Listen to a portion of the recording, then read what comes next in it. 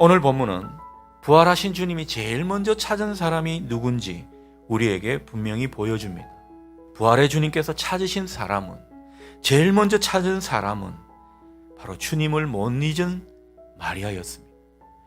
주님을 못 잊어 여전히 주님 곁을 지켰던 마리아, 외로움과 진한 슬픔에 또 미처 다 작별을 고하지 못한 그 아쉬움에 눈물을 흘리고 있던 그 막달라 마리아에게 주님은 찾아오셨습니다. 사랑하는 사람은 말릴 수가 없다고 제가 앞서 말씀드렸는데, 주님도 당신을 진실로 사랑하는 사람은 외면할 수가 없는 것입니다. 가슴으로 주님을 뜨겁게 사랑하고 무모하고 어리석지만은 그 사랑을 자기의 행동으로 주님께 보이는 그런 사람을 주님은 결코 모른 척하지 않으셨던 것입니다. 주님이 아마 효율을 따지고 일을 좋아하시고 합리적인 것만 추구했다면 결코 마리아를 맨 처음에 찾아오시지는 않았을 겁니다. 주님은 당신을 지극히 사랑하는 자를 반드시 찾아오신다는 사실에 우리 모두 위로를 얻을 수 있기를 주님의 이름으로 축복합니다. 사랑에는 낭비가 없다라는 어느 시인의 표현이 생각이 납니다. 주님을 진심으로 사랑하고 그리스도를 신실하게 따르는 사람, 반드시 주님의 마음을 뒤흔들어 놓게 될 것입니다. 여러분, 사랑은 언뜻 낭비처럼 보일 때가 있습니다. 계산하지 않는 사랑, 그 사랑을 선택한 사람은 이미 부활을 산 사람입니다. 부활의 주님께서 반드시 그와 함께 하시기 때문입니다. 부활을 믿는다는 것은 부활의 주님이 나와 함께 계심을 믿는 것입니다.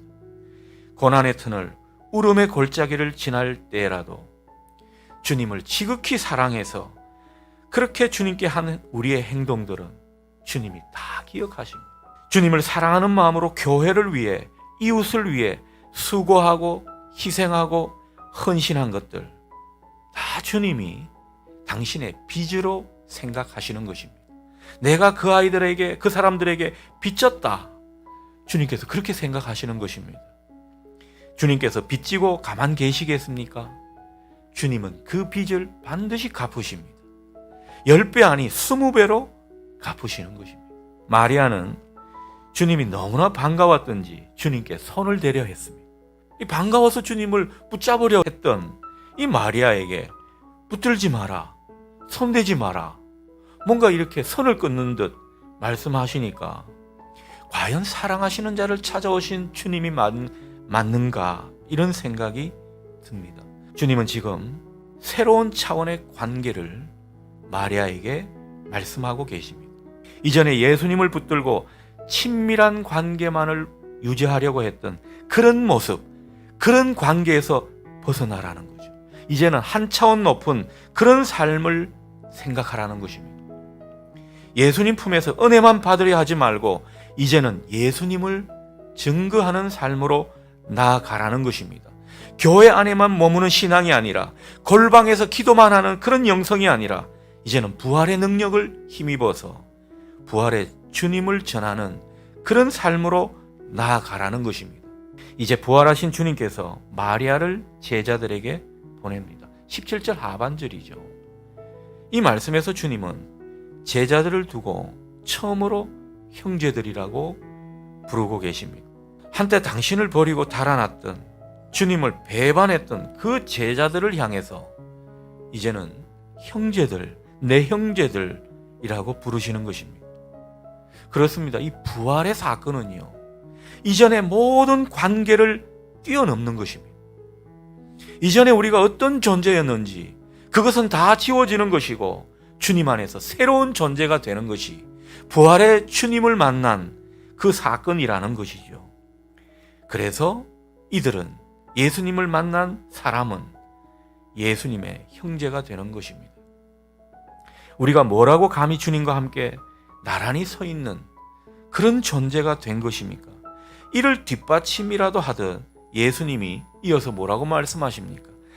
내 아버지 곧 너희 아버지, 내 하나님 곧 너희 하나님, 이렇게 말씀해 주시는 것입니다.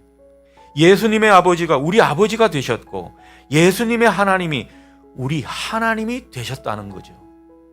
이것은 굉장한 의미를 담아내는 것입니다. 그분이 우리의 아버지 하나님이 되신 것은 이제는 죽음이 더 이상 우리를 괴롭힐 수 없다는 것입니다. 죽음의 한계, 죽음의 권세 앞에 우리는 승리할 수 있는 존재가 되었다라는 것입니다. 더불어 우리가 아버지의 사랑 안에 있는 존재가 되었다라는 거죠. 다른 사람이 우리를 뭐라고 평가하든, 다른 사람이 우리를 어떻게 대하든 하나님은 우리를 지극히 사랑하신다는 것입니다. 주님께서 사랑 안에 있는 존재로 만들어 주셨기에 우리는 구원을 얻고 영생을 누리고 이 땅에서 풍성한 생명의 삶을 살 수 있는 것입니다. 이게 다 아버지 사랑 안에 있는 존재이기 때문에 그렇습니다. 여러분, 이 사랑이 우리를 살립니다. 이 사랑으로 우리는 살아가는 것입니다. 여러분은 부활의 주님으로 말미암아 내가 아버지 안에 있고 아버지가 내 안에 계신 이 전적인 사랑과 하나됨의 관계 속에 우리가 살고 있다는 사실 믿으시기 바랍니다. 부활의 주님을 믿는 모든 자에게 이것은 선물로 주어진 것입니다. 부활의 주님이 찾은 사람에게 이 복된 소식이 주어졌습니다. 그러니 부활의 주님이 찾은 사람은, 부활의 주님을 만난 사람은 이 복된 소식을 전해야 할 것입니다. 주님은 우리가 부활의 주님을 새롭게 만나서 이런 생명과 사랑의 이야기를 전할 수 있기를 바라고 계십니다. 18절 말씀처럼 여러분이 주님을 만난 이야기, 주님께서 여러분에게 들려주신 그 사랑의 이야기를 힘써 전하는 것, 부활의 소식을 들은 사람들에게 주님이 바라시는 제일 으뜸인 것입니다. 우리가 전하는 가운데 은혜를 누리는 그런 사람들임을 확신하게 될 것입니다. 부활의 주님을 전하고 생명과 사랑의 이야기를 나누는 그런 인생이 되셔서 주님이 예비하신 은혜를 누리고 마음껏 기쁨의 노래를 부를 수 있는 우리 모두가 될 수 있기를 기원합니다.